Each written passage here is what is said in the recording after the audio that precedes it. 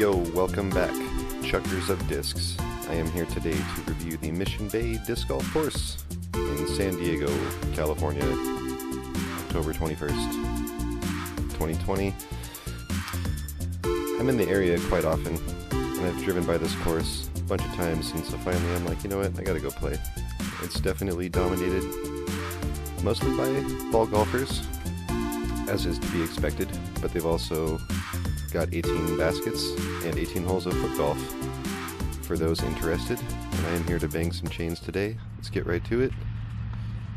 Hole number 1, 765 feet. Definitely sets the tempo for the course. Nice stretched out par 4. Got a little gallery there. Right away they paired me up with this other golfer. His name is Tim. Nice guy. I got to play with him.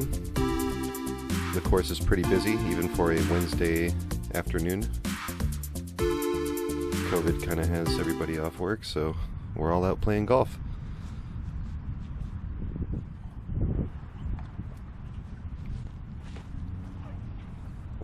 Yeah, got a hold of that one. Sent it. Oh, I thought that tree was going to get it for sure. Tim was definitely impressed there. That first shot, I'm gonna say, was maybe like 280 to 300, but that one right there was definitely 350. So now I just gotta get it the other 100 feet to the basket and save my par, get this game going. Course is really well manicured. I mean, there's some patchy grass here and there, but I mean, greens are nice. Tap it in.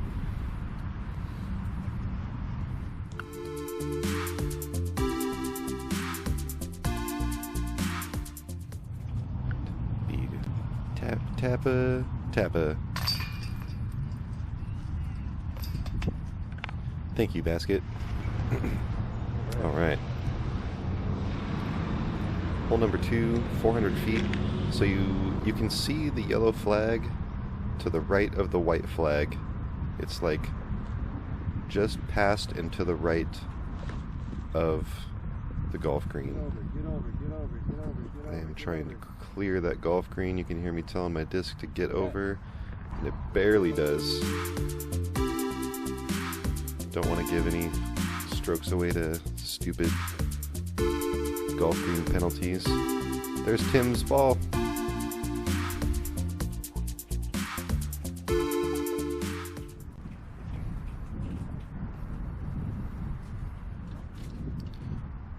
Lay it up for a easy par. One of these days I'll be able to crush it enough to get it there. 400 feet. I'm not quite to 400 feet yet. 350 is about my best. You can see from that flag too, it is pretty breezy today, making a lot of the plays questionable when you're out on the tee pad. All right.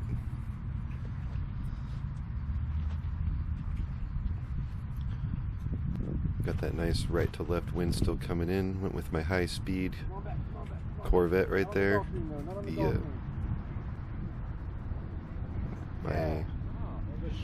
Just short. The basket is to the left there. You can see it as we walk up, me and Tim. But wasn't dissatisfied with that shot. It was very nice and straight. Wanted to really just go for the distance. And when you really concentrate on the power, it's really hard to get all the accuracy. So I was a little to the right. Just got to send it between these trees and save a par. Woo! Really close to that tree right there. That would have been a bad kick. That would have been a bogey. Should be easy. Easy par. Easy par. 444 feet though. I mean, tough to get a birdie unless you got that monster arm. So right here, hole 4, it's only 292. The basket, you'll see those fences straight ahead in the middle of the screen. The basket's right under that big tree I'm opting to take an unorthodox route over that fence.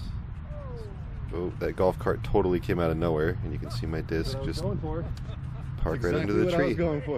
Right-handed players are definitely going to go more where I'm going right now, where I'm walking just straight at the basket, but I had to take the Simon Lizotte route, of course.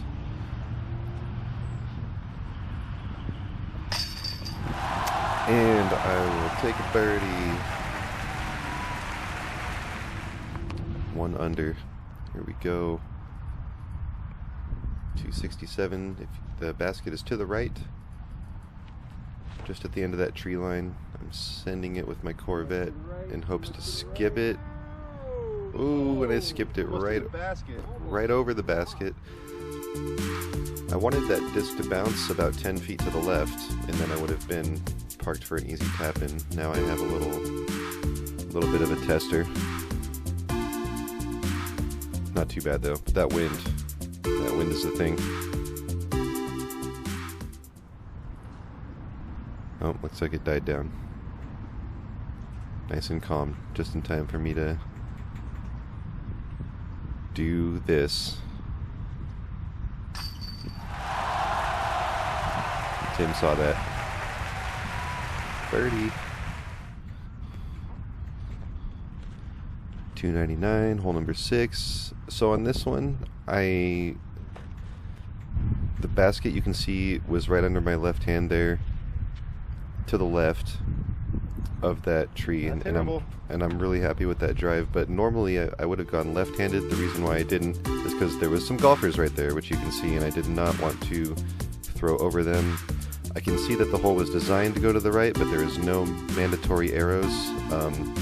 That's one thing I can comment about the course so far, is the signage is not too great as far as marking any mandatories, because it's pretty clear that there should have been one right there. So I just went with the right-handed line there.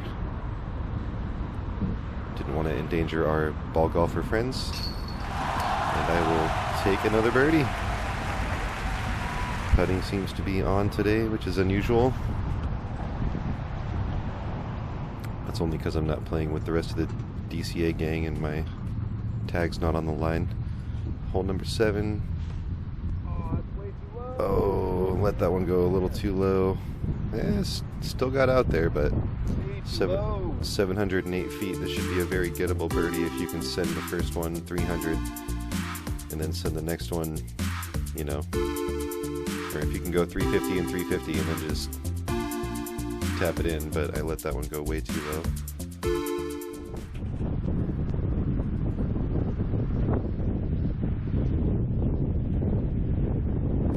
See if we can get it up. Same thing. Again, way too low. I could have gone out there with a big spike hyzer and made it, but you can hear that wind. It's really kicking. There goes Tim.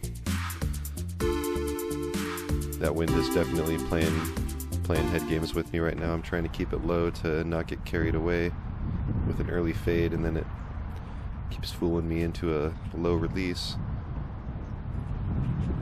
Yeah, I should have been at the basket by now after a solid drive and a solid, yeah, I mean, that's a very gettable birdie, but no, I'm shooting for par.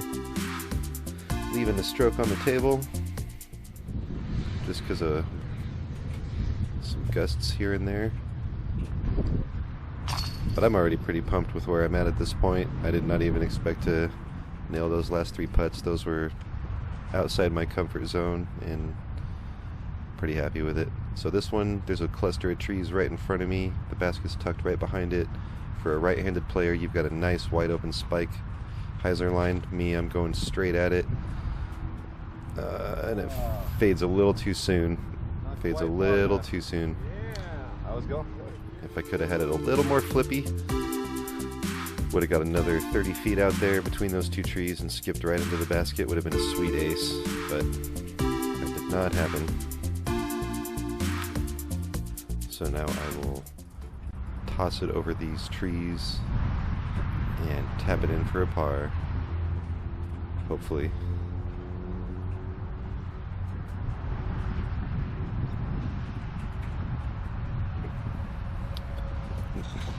Couldn't see from the camera, but that did pop up a little and roll. That's what I was checking out there, making sure I didn't go too far down.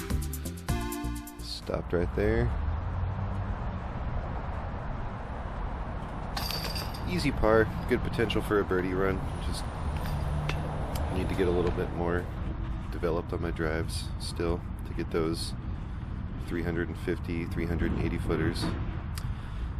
Hole number 9, 426, same story. Way outside the birdie range for me, but I'm just want to stay on track for a nice easy par, so I go with my Corvette once again. Want that big skip, but I get caught on that tree right there, and then I skipped over that light pole. Good position.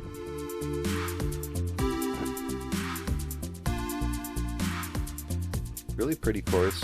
Very impressed with the, you know, how they make the disc golf pretty technical. The ball golf seems to be pretty straightforward. A lot of it is just like 150 yard little chip drives, but for the disc golf they actually have a lot of good technical shots. There's some decent elevation changes. It's pretty fun. Running that. Oh, had a birdie run. So close. So that must have been a solid drive. If that's 426 and I was that close, I must have had at least a 350, 375 foot drive. Kino, can't complain. Happy with that. That is the front 9, people. Having fun so far. Got 3 birdies and I'm bogey free. Having a blast. I so far highly recommend this course. I just the signs, you know, could be a little bit better. It'd be nice if there was some mandatories displayed just to make it very clear, keep people safe. Had some sweet drives here. That one was a little shaky, but got where I needed it to go. This one as well. I don't throw right-handed much, but I was really happy with that. Stitching these putts.